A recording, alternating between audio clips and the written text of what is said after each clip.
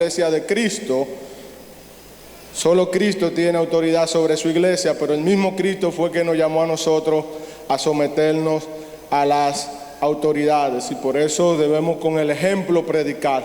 Cuando hacemos lo contrario, créanme que lo que menos hacemos es mostrar que tenemos a Cristo dentro de nosotros. El Señor quiere hablarnos en esta mañana. Como saben, este año hemos decidido como congregación estar hablando acerca de lo que es la espiritualidad emocionalmente sana, y ya durante el mes de enero, en esta jornada de oración, estas 3 semanas que estuvimos orando, estuvimos mirando algunas pinceladas de esto, de qué se trata.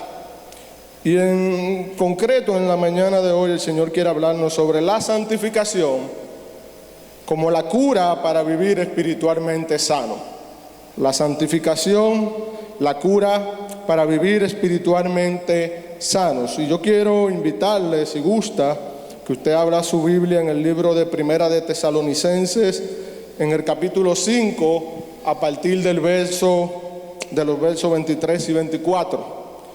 Primera de Tesalonicenses, capítulo 5, a partir de los versículos 23 y 24, dice la palabra del Señor. El apóstol Pablo escribiéndole a los hermanos de la iglesia de Tesalónica: ahora que el Dios de paz los haga santos en todos los aspectos, y que todo su espíritu, alma y cuerpo se mantengan sin culpa hasta que nuestro Señor Jesucristo vuelva. Dios hará que esto suceda, porque aquel que los llama es fiel. Leemos nuevamente: ahora que el Dios de paz los haga santos en todos los aspectos, y que todo su espíritu, alma y cuerpo se mantenga sin culpa hasta que nuestro Señor Jesucristo vuelva. Dios hará que esto suceda, porque aquel que los llama es fiel. Aquí vemos a Pablo orando más bien, pero entre esa oración también está transmitiendo un mandato hacia la iglesia de Tesalónica.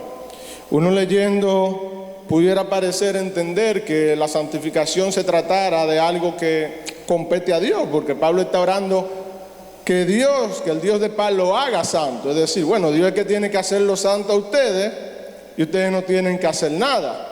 Pero no es así lo que el hermano Pablo está diciendo. De hecho, cuando uno mira el capítulo 4 de Tesalonicenses, allí encontrará algunos mandatos puntuales que Pablo da a la iglesia. Obviamente mensajes de parte de Dios, como ser agradecido en todo tiempo, orar sin cesar.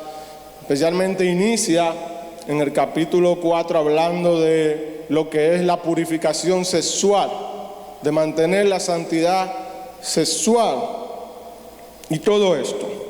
Sin embargo, lo que llama la atención a mí en particular, y creo que va a ser un tema de bastante estudio durante todo el año, es el hecho de que Pablo está hablando no solo de que se mantengan santos, sino que es muy puntual y habla su espíritu, su alma y su cuerpo. Él puntualiza todo esto, y aquí nace algunos temas que vemos interesantes precisar y aclarar, porque mucho se habla de esto. Lo cierto es que la Biblia enseña que la humanidad posee un cuerpo físico, un alma y un espíritu. Pero en cuanto a esto, referente a los aspectos de la naturaleza humana, existen 4 teorías principales. La primera de ellas están las 2 opiniones de lo que se conoce como el monismo antropológico, o lo que anuncia que el hombre es un solo ser. El hombre es un solo ser entero. Ahí no hay alma, ahí no hay cuerpo, ahí no hay espíritu. Usted es una mujer, usted es un hombre, pero usted es eso entero. No coinciden que haya un alma, que haya un cuerpo y que haya un espíritu. Del otro lado está lo que se conoce como el hilomorfismo antropológico, que básicamente es lo que da paso a esta separación de lo que es el cuerpo, lo que es el alma y lo que es el espíritu. Pero si miramos dentro del hilomorfismo antropológico, vamos a encontrar entonces que se dan dos filosofías más que surgen, lo que se conoce como dicotomía o dualismo antropológico, donde dice que sí, ciertamente el hombre está separado en lo que es material y lo que es inmaterial, siendo el cuerpo lo material y siendo el alma y el espíritu como una sola cosa lo inmaterial. Por eso la palabra dicotomía, de dos. Del otro lado está la tricotomía, que habla de que sí existe una distinción entre el alma y el espíritu del hombre, no como lo que abrazan la dicotomía promueven de que el alma y el espíritu son una sola cosa, sino que cada una está por separado. A la verdad, y como somos una iglesia que caminamos en la verdad, decimos las cosas claras. Hay quienes creen que la naturaleza humana es una tricotomía. Generalmente creen que el cuerpo físico es lo que conecta con el mundo y los que nos rodea. El alma es la esencia de nuestro ser, donde usted carga sus emociones, donde usted genera sus pensamientos, y el espíritu entonces es lo que nos conecta con Dios. Es por esto que se puede decir que los inconversos están espiritualmente muertos, porque su espíritu no se puede conectar con Dios. Aquellos que creen que la naturaleza humana es una dicotomía tendrían la misma comprensión del cuerpo, pero verían al espíritu como una parte del alma que se conecta con Dios. No el espíritu, sino el alma. A la verdad que la Biblia tiene muchos versículos y bases para justificar ambas posturas, y ninguna interpretación es herética. Si usted escucha a un hermano hablando por ahí de que el alma y el espíritu son una sola cosa, no vaya a decirle que es un hereje, porque la Biblia no demuestra nada contrario. Pero si lo escucha hablando de que el alma y el espíritu son cosas separadas, como de hecho se estuvo hablando durante las últimas semanas, tampoco es una herejía. Y esto simplemente porque son de esas cosas que a Dios le plació no dejar de una manera clara, porque son insignificantes.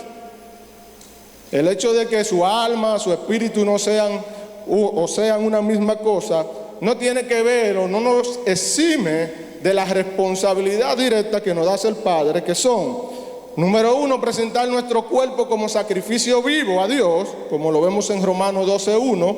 Número dos, ser agradecidos por Dios por el hecho de salvar nuestra alma a través de Jesucristo, como bien lo manda Primera de Pedro 1:9. Y el hecho también de que debemos adorar en espíritu y en verdad, porque también somos espíritu, como lo podemos encontrar en Juan 4:23 y 24. De estas tres cosas, en la mañana de hoy queremos ocuparnos acerca del espíritu. Y nos nace la pregunta, ¿pero qué es ese espíritu humano? ¿Qué es eso que se conoce como el espíritu humano? El espíritu humano no es más que la parte incorpórea, es decir, lo que no es cuerpo, lo que no es material del hombre. La Biblia dice que el espíritu humano es el aliento del Dios Todopoderoso impartido en nosotros. Si vamos a Génesis 2:7, vamos a encontrar que dice: entonces Jehová, Dios, formó al hombre del polvo de la tierra y sopló en su nariz aliento de vida, y fue el hombre un ser viviente. Dios impartió de su espíritu en el hombre, de manera que el espíritu es parte de Dios. El espíritu humano es lo que nos da una conciencia a nosotros mismos, como podíamos ver en 1 Corintios 2:11, el texto que en el devocional del martes que se preparó hacía referencia de que es el espíritu del hombre quien ayuda al hombre a conocerse a sí mismo. Y los que tuvieron la oportunidad de estar en el matutino el martes pasado, que nos tocó junto a mi esposa dirigir ese espacio, recordarán cómo hablábamos de que en ese momento que nos tocó una reflexión, compartíamos que este espíritu que viene de parte de Dios, es algo que no puede enfermarse. Y usted dirá, bueno, pero el tema habla de sanidad espiritual, de espiritualidad sana. ¿Cómo se puede sanar lo que no se enferma? Vamos a ver en unos instantes. Pero lo cierto es esto. Ese espíritu está ahí, es el que nos ayuda. Al hombre pecar, se rompió esa conexión. Como veíamos que el espíritu es lo que nos conecta con Dios, esa conexión se rompió. Al momento que el pecado llegó, rompió esa conexión que había entre el hombre y Dios, que se daba por medio del espíritu. El espíritu humano también incluye otras notables, aunque limitadas, cualidades parecidas a Dios. Por eso también habla la Biblia de que Dios nos hizo a su imagen y semejanza. Y es la misma Biblia que dice que Dios es espíritu, por tanto necesita que los que le adoren en espíritu y en verdad, porque no estamos tratando con un cuerpo, estamos tratando con espíritu. Y a eso mayormente se refiere la Biblia cuando habla de que Dios nos hizo a su imagen y semejanza. El espíritu humano incluye nuestro intelecto, nuestras emociones, miedo, pasiones y creatividad. Es este espíritu el que nos proporciona la capacidad única de comprender y entender, y es lo que nos diferencia de los animales. Por ejemplo, Dios creó los animales, pero no le impartió soplo de aliento de vida a los animales, por lo cual los animales no tienen raciocinio como nosotros. Nosotros sí lo tenemos, y lo podemos ver en Job 32, versículo 8, versículo 18, donde el mismo Job o sus amigos que están allí hablan de que tienen un espíritu que le da intelecto y por lo cual necesitan hablar. Después de la muerte nos dice la palabra, de hecho, que el espíritu vuelve a Dios. El espíritu no muere. No hay forma de que el espíritu muera. De hecho, cuando se habla de que el hombre está muerto, y lo vemos en Génesis, no fue que el hombre murió en el instante, sino que el hecho de estar separado de Dios implica una muerte eterna. ¿Por qué? Porque estoy totalmente desconectado de Dios. Si yo tomo mi celular y lo uso sin recargar la batería se agota, se me va a apagar, no tiene forma de encender. Y a eso es lo que a veces decimos, no, mi celular está muerto. No fue que el celular se dañó, no es que el celular tiene alguna enfermedad, sino que está totalmente desconectado de la fuente que lo puede alimentar y por ende es inerte, no tiene funcionalidad. Tiene que volver a conectarse a su fuente que lo alimenta para poder tener funcionalidad y recargar su batería. Y esa batería hay que estar constantemente recargándola. De manera que eso, que es esencia de Dios dentro de nosotros, vuelve a Él cuando morimos. Lo vemos en Eclesiastés 12:7, lo vemos en Job 34, 14 y 15, lo vemos en Salmo 104, 29 y 30. De manera que no hay duda que el espíritu humano que está depositado dentro de nosotros es una parte que inicialmente Dios depositó en nosotros y por el cual se conectaba hacia nosotros y que fue dañado con el pecado de Adán. Cuando Adán pecó, su capacidad de tener comunión con Dios se cortó. Él no murió físicamente sería, pero sí murió espiritualmente. Desde entonces, el espíritu humano ha soportado los efectos de la caída. Y ahí vemos que tenemos un espíritu pobre, un espíritu afligido, aun cuando llegamos a Cristo, aun cuando estamos en Cristo, y algo que vamos a ver en un momento.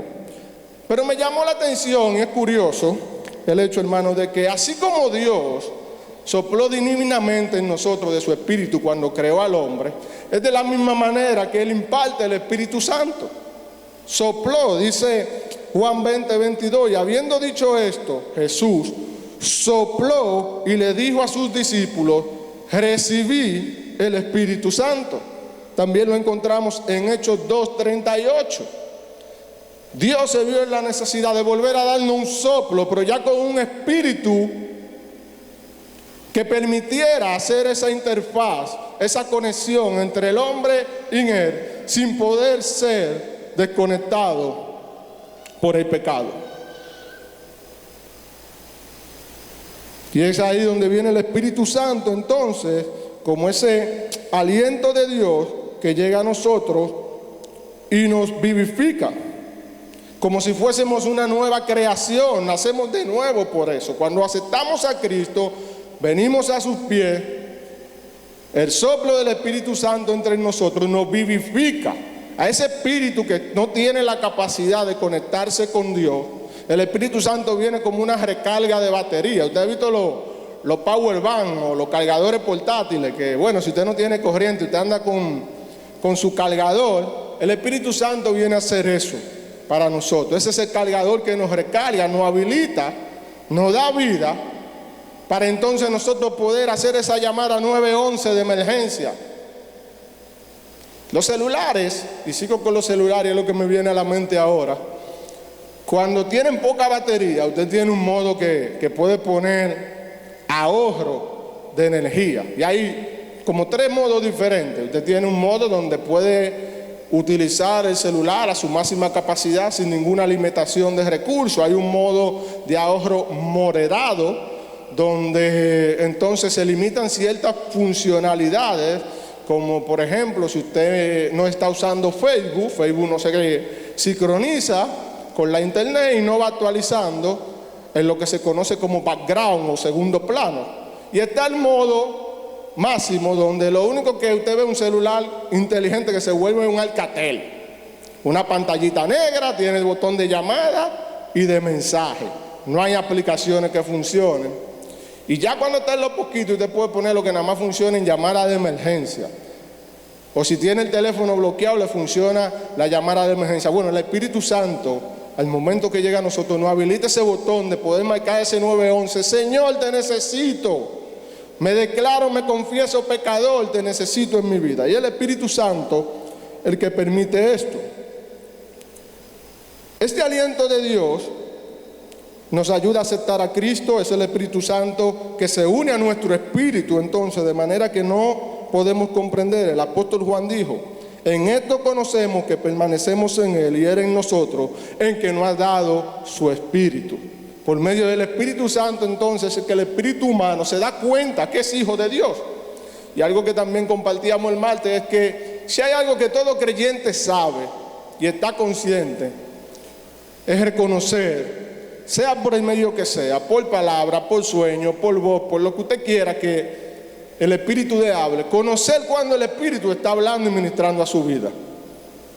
Porque Él se conecta con nuestro espíritu, y ese espíritu que está en nosotros, que vino de Dios, pero que está desconectado de Dios, que ahora recibe esa fuente de energía del Espíritu Santo, identifica lo que le está hablando. Y por eso tiene la capacidad de saber, ese discernimiento, que usted no puede estar tranquilo, que el Señor le dijo que haga algo y usted no lo quiere hacer, pero no se puede quedar quieto. Está siendo inquietado constantemente. Visto esto, nos nace la otra pregunta. Entonces, ¿qué es estar espiritualmente enfermo? La Biblia no habla de enfermedades espirituales, excepto de manera metafórica. Es decir, usted no va a encontrar en ningún versículo en la Biblia que tipifique una enfermedad del espíritu. Usted va a encontrar espíritu débil, espíritu quebrantado, pero no va a encontrar ninguna enfermedad específica que usted pueda asociar al espíritu. Por lo cual, lo que se considera como enfermedad espiritual es la falta de solidez espiritual causada por el propio pecado. Así como la enfermedad física debilita el cuerpo físico, la enfermedad espiritual debilita al espíritu. Los incrédulos ni siquiera están enfermos, están muertos. Y es lo que nos dice Efesios 2. Y vosotros también andaban así cuando estaban muertos ¿en qué? En vuestros delitos y pecados. Muertos, sin batería, descargados totalmente. Y Él os dio vida.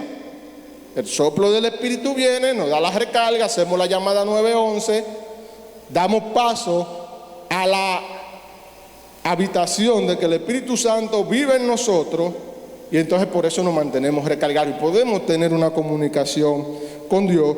Todo esto por medio del sacrificio de Cristo. Los creyentes pudieran estar enfermos espiritualmente en el sentido de que están viviendo en un pecado no confesado, hay dos condiciones. Y escuche esto con atención, porque mucha gente cree que nada más es el hecho de pecar de manera explícita, pero también pudiera estar viviendo enfermo cuando no están persiguiendo el crecimiento espiritual personal. No necesariamente estoy pecando, pero no estoy viviendo, no estoy persiguiendo, no estoy buscando, no estoy anhelando salir del lugar santo a llegar al lugar santísimo. Y esto lo vemos en el Salmo 32, versículo del 1 al 5, que David decía: oh, qué alegría para aquellos a quienes se les perdona la desobediencia, a quienes se les cubre su pecado. Sí, qué alegría para aquellos a quienes el Señor les borró la culpa de su cuenta, los que llevan una vida de total transparencia.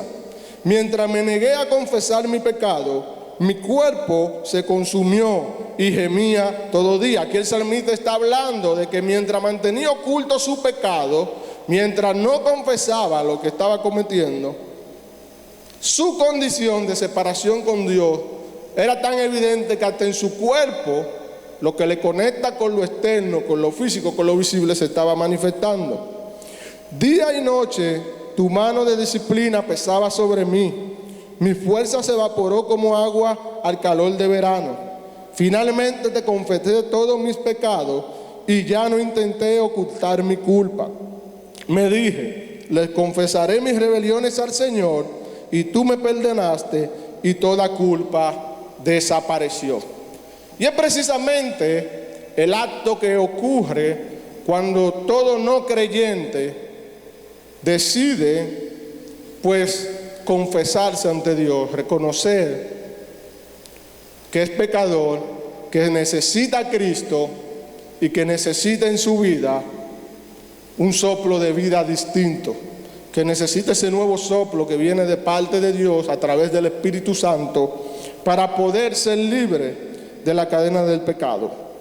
La santificación no es más que una obra progresiva de Dios y el hombre que nos hace más y más libres del pecado y más semejante a Cristo en nuestra vida actual.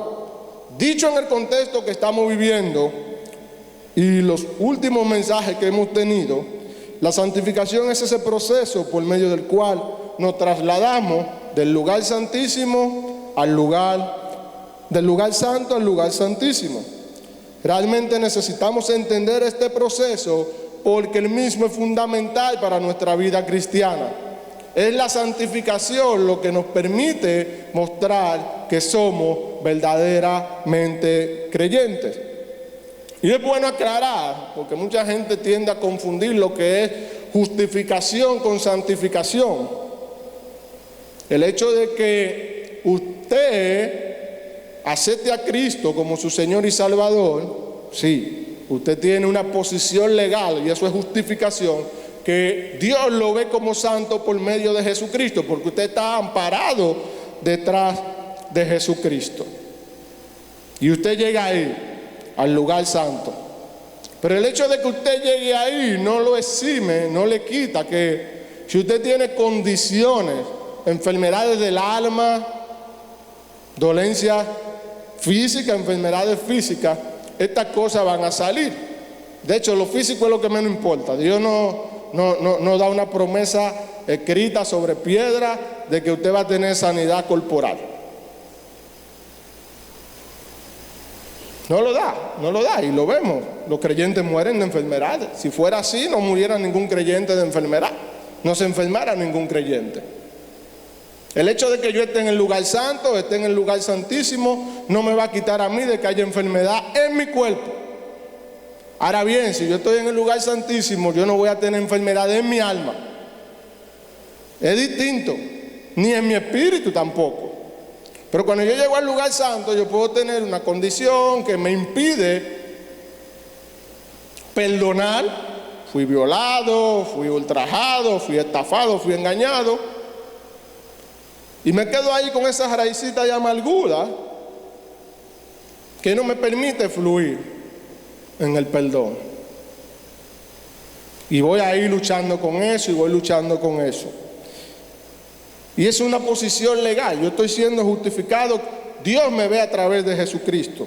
La santificación, en cambio, es una condición interna que se da dentro de mí. La justificación es un acto que se da una vez por todas. Cristo ya murió para hacernos justos. Él no está muriendo continuamente para que nosotros podamos ser justos. Sin embargo, la santificación es algo progresivo que continúa toda la vida. Incluso luego que yo llego al lugar santísimo, que estoy habitando en la misma presencia de Dios, yo continúo santificándome y creciendo y creciendo y creciendo a un nivel mayor de gloria. Pero cuando yo acepto a Cristo, ya yo soy salvo en Cristo, estoy ahí. Obviamente me guardo del pecado, pero no experimento otras cosas mayores. En la justificación obra solamente Cristo, obra solamente Dios. En la santificación nosotros cooperamos. La justificación es completa y es perfecta en esta vida. La santificación nunca la vamos a llegar a su máximo nivel en esta vida, sino cuando sean nuestros cuerpos transformados. ¿Por qué? Porque este cuerpo corruptible no tiene la capacidad y nos impide a nosotros poder tener una santificación completa consumada, es decir, alcanzar la perfección de la imagen de Cristo. La justificación es la misma para todos los creyentes. En cambio, la santificación sí tiene niveles. Se da más grande en uno que otro. En la medida que yo me expongo al Señor, en la medida que yo decido salir de este lugar hasta aquí, yo me voy distanciando en términos de santificación de mis hermanos, a menos que ellos vayan a la par conmigo caminando y vayamos todos juntos al mismo nivel, que debería ser lo ideal para la iglesia de Jesucristo. Debería ser lo ideal para la iglesia de Jesucristo, que todos juntos podamos ir a la par, pero ya hay una decisión personal, individual de cada uno de nosotros. Y es por eso el tema de que la cura para poder tener una espiritualidad sana se trata de la santificación. Y contrario a lo que estamos viendo con el COVID, amén de que hay gente que dicen que no, que la vacuna, hay mucha teoría de las conspiraciones, que no quieren inyectar unos famosos ARN, que sé yo qué, que va a modificar genéticamente, que no sé cuánto, amén de toda esa teoría que haya por ahí. Hay un grupo de personas que quisiera que eso estuviera disponible para inyectarse y tenerlo. Y mire cómo es la cosa, aquí tenemos la cura disponible y no la queremos ir a buscar. Y total, se pueden poner la vacuna y se pueden infectar, hasta se pueden morir. Pero la cura que nos puede garantizar a nosotros tener una mejor vida en todos los sentidos, en todos los aspectos, la tenemos disponible, gratuita, está ahí para nosotros y no la queremos utilizar. Esa que está ahí sin ningún tipo de costo, que está disponible para todos nosotros, entonces no vamos a ella. Tenemos que ver la santificación como en su aspecto doble, en su dimensión experiencial es doble. En primer lugar, hay una característica negativa, y ciertamente negativa, porque en el proceso de nosotros ser santificados y apartados del pecado, está ese rasgo negativo, nos duele. Este proceso de nosotros ser purificados, erradicando el pecado de nosotros, conlleva un proceso doloroso, donde nos cuesta desprendernos de cosas. Para yo salir de aquí, o sea, yo moverme del lugar santo al lugar santísimo, yo tengo que renunciar a cosas y eso duele. Pero en la medida que yo voy renunciando a esas cosas, entonces se va dando el segundo aspecto, que es positivo, y es un asunto de refinamiento espiritual de mi alma. En lo primero se deshace algo, yo me desprendo de algo. En lo segundo yo adquiero algo. Y ahí donde Pablo nos llama a renovar la mente. Es en medio de ese proceso de santificación, en la medida que yo voy despojándome de cosas pecaminosas, mi mente se va renovando conforme a la mentalidad de Cristo. Yo puedo pensar en todo lo bueno, en todo lo justo, en todo lo agradable, en todo lo que es de buen nombre. Esa parte nos limpia, y todo esto se da por medio de las Escrituras solamente. La Escritura es la que nos muestra el pecado que hay en nosotros.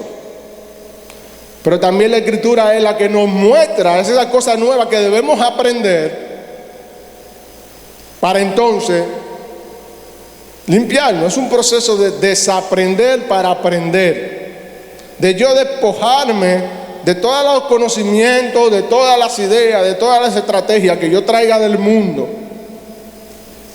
Cristo me posiciona ahí, en el lugar santo, me dejó ahí. Pero cuando yo llego ahí, yo tengo que tomar la decisión de despojarme de todo lo que hay en mí que no es compatible con Dios, para entonces hacer esa transición a habitar y vivir continuamente en su presencia. Y duele ese proceso. Pero también la santificación es un proceso interno que se evidencia en lo externo. La santificación se encuentra principalmente en el corazón.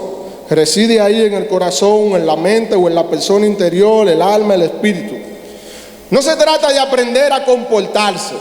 No es que usted vaya a un curso de etiqueta y protocolo. No va a haber una escuela en ninguna iglesia que, bueno, vamos a poner una materia de santificación 101. Principios básicos para la santificación. No hay una clase donde usted puede ir a aprender a comportarse como cristiano, porque no se trata de eso. ¿Usted sabe por qué? Porque si usted aprende a comportarse como cristiano, la verdadera naturaleza que hay en usted, sea en donde no lo esté viendo un hermano, o sea que lo esté viendo un hermano, va a salir a flote. Por eso Jesucristo dijo: por su fruto lo conoceréis. De manera que no es yo aprender a comportarme, y somos buenos aprendiendo a comportarnos. Somos muy buenos aprendiendo a comportarnos. Aquí en el templo, yo sé que tengo que llegar, pararme, adorar, decirle Dios le bendiga, hablarle con amor a los hermanos. Y después allá afuera, que sale mi verdadera naturaleza, esas cosas se me olvidan. Pareciera que hay algún vestuario invisible, que automáticamente entramos por la puerta, hacemos el switch de conducta. Cambio. Y empezamos a comportarnos. Y no se trata de eso. No está circunscribiendo su conducta a algún código ético. No es una especie de entrenamiento a sí mismo a partir de alguna presión, alguna expectativa. Aquí nadie le va a presionar a usted para que se santifique. Es una decisión que usted tiene que tomar. Nuestra responsabilidad como iglesia, como congregación, y la que nos llama la palabra, es decirle a usted que tiene que hacerlo, mostrarle y enseñarle las cosas que manda la palabra para que usted pueda hacerlo, pero ya de ahí tiene que ejecutarlo usted. Ninguno de los pastores va a venir, ni puede tampoco, aunque quiera. Y créanme que he visto muchas ocasiones a nuestros pastores sufriendo porque quisieran agarrar a algunos hermanos. Incluso yo mismo fui en algún momento de lo que pasé por esa situación, que me querían como quitar la cabeza y poner otra nueva. Pero no pueden. Eso solamente lo puede hacer el Espíritu de Dios, si usted se lo permite. Y ahí es donde está su responsabilidad. Por lo cual, cuando Pablo le estaba orando, aunque usted pudiera entender que Pablo estaba orando para que fuera el Señor que lo santificara, sí, él le estaba orando, pero esos hermanos de Tesalónica tenían que tomar esa decisión de permitir que el Señor le santificara.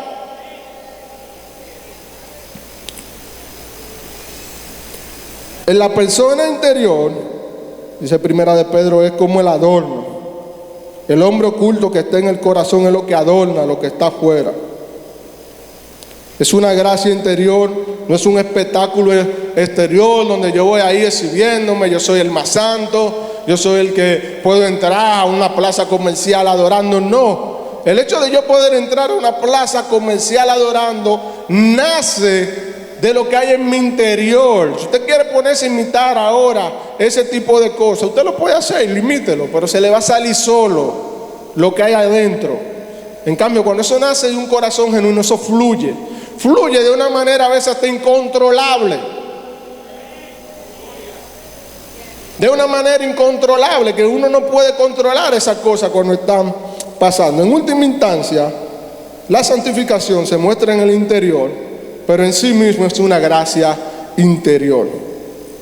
¿Cómo se completa entonces la santificación en nosotros? Es un papel específico que tiene Dios en esta santificación, y es que Él nos disciplina. Por medio de la disciplina, las diversas situaciones que vienen a nosotros, porque para usted aprender a dejar algo, usted tiene que luchar con ese algo. Si fuera así tan fácil, ¿cómo usted se da cuenta que usted ya tiene la capacidad de no hablar mentira si no se le presenta una oportunidad para que usted tenga que hablar mentira? No hay forma. Entonces, cuando llegue esa oportunidad para que yo tenga que hablar mentira, es donde yo tomo la decisión de obedecer al Espíritu por la palabra que me dice que yo no debo mentir, o seguir en lo dado en mi condición. Es ahí. Entonces Dios nos disciplina. Lo vemos en Hebreos 12, de los versículos 5 al 11, pero también nos dice Pablo en Filipenses que Dios es quien produce en ustedes tanto el querer como el hacer para que se cumpla su buena voluntad. La intención y el deseo, Dios lo produce en nosotros.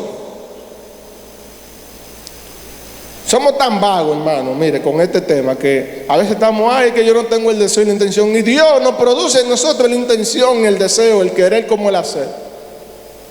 Nada más falta que nosotros matiquemos. Mire, como que agarren la comida, nos la entren en la boca, y lo único que tenemos que es mover la quijada, y no lo hacemos. No lo hacemos. Dios tiene toda la voluntad de que nosotros podamos ser santificados. Dios está ahí para santificarnos, tanto al hacerlo, querer hacer con su voluntad, como darle el poder para que nosotros podamos hacerla, que tengamos la capacidad por medio del Espíritu, la fortaleza. ¿Cuántas veces no queremos ni siquiera orar? Y por medio del Espíritu podemos orar. Y a veces en esas circunstancias oramos de la manera que nunca nos imaginamos. Porque cuando viene el poder y nosotros cedemos en obediencia a eso, entonces podemos. Y ahí es donde viene nuestro papel. El papel que nosotros jugamos en la santificación es pasivo, en el sentido de que dependemos que Dios nos santifique, y al mismo tiempo es activo, en el sentido de que nos esforzamos por obedecer a Dios y dar pasos que aumentarán nuestra santificación. Es pasivo y activo. No es que es totalmente pasivo, donde bueno, el Señor dice en tu palabra que Él es quien produce en nosotros el querer como el hacer. Si a mí no me están haciendo eso es porque Él no quiere. No, usted también tiene su responsabilidad activa, donde usted debe obedecer. Y algo que hablábamos el martes en el matutino es el hecho de que, y como hemos hablado durante el año pasado, cuando el Espíritu nos habla de la manera que sea, Él espera que nosotros le obedezcamos. Y en la medida que nosotros le obedecemos, se va dando más y más su llenura en nosotros. Y a la vez que nosotros vamos siendo llenos del Espíritu, nos dice la palabra en Romanos 8, que ya pasamos a no ser controlados por nosotros, sino por el Espíritu. Nuestro espíritu pasa a ser controlado por el Espíritu, esa llenura que se va dando. Sí, todo creyente tiene el Espíritu decidiendo, viviendo en Él.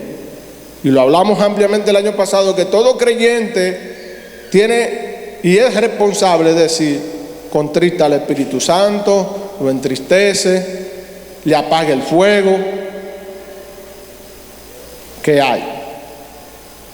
Y en ese proceso de transición donde usted o se llena o se mantiene igual, y en algún punto muestra lo que es, que no pertenece a esta familia. Porque créanme que Dios no nos llamó para quedarnos en el lugar santo. Él no quiere vagos salvos, no. Cada uno de nosotros tenemos la responsabilidad de diligentemente procurar obedecer. Pero que el Espíritu no me habla. Pero claro que no te va a hablar si tú no lo obedeces. Usted puede leer la Biblia, puede hacerle la teología, la exégesis que usted quiera a la palabra, Si después que usted entiende la palabra no la cumple, mire, su entendimiento va menguando gradualmente. No su conocimiento, tenga claro, su entendimiento. Porque el entender, el Espíritu lo da con el hacer. Por eso Santiago habla de no ser oidores olvidadizos. No es que yo me sepa que tal versículo es el que dice tal cosa. Es que aunque yo no me sepa el versículo que dice tal cosa, yo sepa que la Biblia tiene ese mandato y yo lo ejecute, y yo lo haga, y yo lo viva, y yo lo camine. No es que si la Biblia dice eso así, asado. Por eso el tema de dicotomía y tricotomía es trivial para Dios. Porque si hay un alma y un espíritu juntos o separados, lo cierto es que usted tiene que adorar en espíritu y en verdad. Lo cierto es que usted tiene que santificarse y caminar en la santidad. Esas cosas son triviales para Dios. Y es ahí donde radica el punto. La santificación afecta a la persona entera. La santificación afecta a nuestro intelecto. Cuando estamos siendo santificados, ya las cosas que pensamos son distintas. Usted no está pensando ya con malicia, sino que dice Pablo en Colosenses 1:10 que tenemos una vida digna del Señor, agradándole en todo. Es la que continuamente hace crecer en el conocimiento de Dios. Crecemos en Dios. El crecimiento en la santificación también afecta a nuestras emociones. Por eso es que no puede haber enfermedad del alma. Por eso es que usted no puede tener, no, porque en el pasado, allá atrás, alguien me marcó. No puede haber marca. Cuando usted tenga ese proceso de santificación, y habrá muchísimos temas donde personas más capacitadas que yo y que entienden mejor que yo la conducta humana hablarán sobre esas cosas aquí. Pero ese crecimiento en santificación afecta a nuestras emociones. Ya ahí no hay espacio para ñoñería. No, porque que me dieron, porque yo soy muy ñoño, que yo me ofendo. No, si usted se está santificando, esas cosas van saliendo de usted. Y es un buen indicador para usted saber si usted está en el proceso o no de santificación. Si usted salió y se devolvió para acá porque empezó a llover en el medio, espérate, en esta carpa yo estoy más seguro. Y es lo que muchas veces hacemos. Empezamos, bueno, el que tiene ñoñería, ¡pah!, se encuentra con la primera ofensa o cree que lo ofendieron, porque también se da eso. Son ñoños de más que porque uno le habla en un cierto tono. Yo me reía en una de las clases que daba a los hermanos que están en los discipuladores, que algunos me decían, bueno, que no hablaban conmigo o no participaban en la clase porque se asustaban que yo los miraba mal. Y lo que pasa es que por mi condición auditiva, que yo escucho de este lado, yo tiendo mucho a ponerme del lado que escucho y a enfocar los labios de quien está hablando, porque también leo más fácil y lo entiendo mejor. Entonces se asustaban. Yo decía, no, lo que pasa es que yo hago eso y con todo el que no me conoce me pasa. Me pasa que cree que uno lo está mirando mal y yo lo que estoy es concentrado tratando de captar su mensaje para poderlo entender. Y eso puede ser un ejemplo a veces de cómo nosotros tomamos las ofensas, que el que está haciendo algo no está haciendo con ninguna intención de ofendernos, pero somos tan ñoños entonces que nos ofendemos y me devuelvo para aquí. No sigo hacia mi santificación. Añadimos que cada vez más es cierto que no amamos al mundo ni nada de lo que hay en él, como dice primera de Juan 2:15, sino que nosotros como nuestro Salvador nos vamos a estar deleitando en hacer la voluntad de Dios.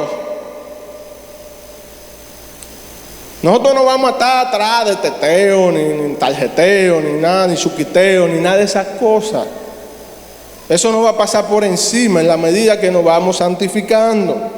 La santificación afectará nuestra voluntad, nuestra facultad de tomar decisiones, porque Dios obrará en nosotros tanto el querer como el hacer para que se cumpla su buena voluntad. Es decir, en la medida que entonces yo voy siendo santificado, ya esa voluntad que hay en mí que no me deja hacer la cosa, yo empiezo a hacer, y en la medida que sigo haciendo me voy. Es más, la santificación también afectará a nuestro espíritu. Y estamos hablando aquí de esa parte inmaterial de nuestro ser que describimos al principio, y nuestro cuerpo, por lo cual Pablo nos dice que purifiquémonos de todo lo que contamina el cuerpo y el espíritu, para completar el temor de Dios, la obra de nuestra santificación. Segunda de Corintios 7:1, Primera de Corintios 7:34. También dice que tener interés en las cosas del Señor es pensar en congregarse al Señor, tanto en cuerpo como el espíritu. Primera de Corintios 7:34. El propósito de Dios en cuanto a nuestra vida es que seamos transformados según la imagen de su Hijo en toda la dimensión de nuestra personalidad. Es decir, en alma, en cuerpo, en espíritu, nosotros podamos ser totalmente transformados. De manera que la cura para que nosotros podamos tener una espiritualidad sana, la cura para que nosotros podamos tener una conexión fluida con Dios, es vivir el proceso de santificación, buscar cada día más habitar en su presencia, buscar cada día más despojarnos de las cosas del mundo. Mire, nosotros tenemos que leer la palabra con el objetivo de aprender algo nuevo de lo cual debamos despojarnos y algo nuevo que debamos renovar en nuestro entendimiento. Usted puede tener el tiempo que tenga en el Evangelio. Si usted no se levanta cada día con la determinación de que el Señor quite algo de usted y le ponga algo nuevo, créame que se va a quedar estancado. Por eso hay personas que usted ve que hacen un boom así, miren, y después como que se quedan ahí, como que ya de ahí no pasan, porque a veces no creemos que cuando alcanzamos ciertas cosas ya somos la última Coca-Cola del desierto, y entonces empezamos en decadencia. Yo se lo digo siempre a los hermanos con los que puedo compartir en ocasiones en intimidad. A mí me preocupa mucho la gente que usted ve que llega a la congregación con mucho fuego. Por eso, y usted lo ve, que son casi siempre esos los que después terminan fuera de la iglesia. Porque eso tampoco se trata solo de fuego, fuego, fuego. Hay que tener entendimiento, hay que tener conocimiento, hay que tener obediencia. Sobre todas las cosas, obediencia. El Espíritu te va a usar y Dios lo puede usar a usted. Mire, como una servilleta. Usted coge la servilleta, después que se limpia la boca, no se la puede pasar a otro para que se limpie la boca. O si se ensució ya no tiene su función. Mire. Trate de que Dios no lo utilice como un vaso desechable, sino como un vaso de honra, que pueda ser colocado, utilizado, reutilizado. Pero eso lo hacemos como obedeciendo al Espíritu, que es lo que nos permite vivir ese proceso de santificación. Queridos amigos que nos acompañan en esta mañana, el Señor quiere reconectarte con Él. El Señor quiere que tú también puedas volver a tener una conexión con Él. El hecho de lo que hemos hablado en esta mañana nos debe hacer conscientes de que si no vivimos en Cristo, no tenemos la capacidad de poder conectarnos con Dios. Y solo es por medio del soplo del Espíritu Santo, el cual en este momento está soplando a tu vida en esta mañana, porque quieres reconectarte con tu Dios, con tu Creador. No hay manera de que tú puedas tener una vida sana en ningún aspecto de tu vida si no te reconectas con el que te diseñó. Por eso queremos extender la invitación. Si hay algún amigo que en esta mañana le dice al Señor: Señor, yo quiero utilizar ese 911, te necesito.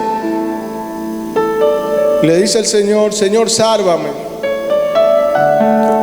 Señor, yo no puedo seguir viviendo esta vida que llevo. Señor, yo te necesito. Porque ciertamente separado de Él no hay nada que pueda hacer. Tú podrás tener cualquier argumento, cualquier excusa, De hecho, poder decir que tienes que dejar tal o cual cosa. Pero créeme que no vas a tener la capacidad en tu propia fuerza de poder dejar ese tal o cual cosa si no permites que sea Dios que trabaje en tu vida. ¿Habrá algún amigo que en esta mañana le dice al Señor: Señor, yo necesito que tú entres a mi vida? ¿Habrá algún amigo? Aleluya. A ti que nos ves a través de los medios, queremos decirte que solo el Señor, por medio de Cristo, puede darte la verdadera sanidad. Y con esta sanidad, como decíamos en el mensaje, no se ofrece que no vas a tener dolencia física. Lo que sí se ofrece es que en medio de esa dolencia física, tu alma sana va a poder vivir ese proceso gozoso. Y como decía el apóstol Pablo, sea en la abundancia, sea en la escasez, sea en la salud, sea en la enfermedad, he aprendido a vivir contento. Aleluya. Señor, te damos gracias por tu palabra, te damos gracias porque cada día, Señor, tu palabra renueva nuestro entendimiento. Gracias, Señor, porque a través de ella tú nos muestras tu voluntad, tú nos muestras lo que tú quieres para nosotros, tú nos muestras lo que tú quieres para nuestra vida. Queremos orar, Señor, en esta mañana por misericordia, Señor, pidiéndote, Padre, que nos perdone. Perdónanos, Señor, por las veces que nosotros hemos rechazado la invitación que tú diariamente, continuamente nos haces a ser santificados, Señor. Perdónanos, Señor, por quedarnos en la pasividad. Perdónanos por creer, Señor, que como eres tú quien produces en nosotros el querer como el hacer, si nosotros no cambiamos nuestra condición es porque tú no quieres que la cambiemos, Señor. Perdónanos por este error. Y te pedimos, Espíritu Santo, para que tú nos hagas conscientes, Señor, de que se hace necesario de que tomemos decisiones en nuestra vida, de que se hace necesario, Señor, de que enfrentemos las situaciones que tenemos, Señor, en nosotros, que afrontemos, Señor, las cosas que el Espíritu nos muestra que debemos dejar para poder acercarnos más a ti y para que el mismo Espíritu Santo pueda fluir aún más en nosotros y llenarnos con su poder. Ayúdanos a hacernos conscientes, Señor, y a entender de que solamente guardando y obedeciendo tu palabra, Señor, vamos a poder llevar una vida que sea controlada por tu Espíritu Santo. Vamos a tener la capacidad de que nuestro Espíritu, Señor, conozca nuestro interior. No nos vamos a dejar engañar por nuestro corazón. No, Señor, porque tu palabra que penetra a lo más profundo entre el alma y el espíritu, Señor, va a penetrar y va a sacar a la luz, Señor, esas cosas que nos impiden, Señor, poder seguir creciendo más en ti, poder seguir siendo más a la imagen de Cristo, Señor. Ayúdanos, Señor, en el nombre de Jesús, a no conformarnos con el hecho de que somos salvos, sino que también el hecho de saber que seamos salvos, Señor, nos lleve a nosotros a querer, Señor, ganar a otros para ti, Señor. Pero para poder ganar a otros para ti necesitamos del denuedo y el poder que tú das por medio de tu Espíritu, y eso se experimenta viviendo en tu presencia, Señor. Padre, no va a haber necesidad, Señor, de que haya que dar una disertación para que alguien te conozca. Con nuestra propia vida, Señor, siendo santificados, viviendo en tu presencia, podemos hacer saber a la gente que tú eres real, Señor. Ayúdanos, Señor, a alcanzar ese nivel. Te presentamos los amigos, Señor, que pueden estar en este lugar, en esta mañana, los que están a través de los medios, de las redes, Señor, para que tú tengas misericordia de ellos, Señor. Y tú no dejes de estar continuamente dándole el soplo de tu Espíritu Santo. Concédele, Señor, la salvación como un día tú lo hiciste a nosotros, Padre. En el nombre de Jesús oramos, Señor, para que tu Espíritu Santo esté continuamente inquietándole, Señor, que ellos puedan abandonarse en ti como cada uno de los que te hemos confesado lo hicimos, Señor. Gracias te damos, Señor. Mira, Padre, que ahora vamos a nuestros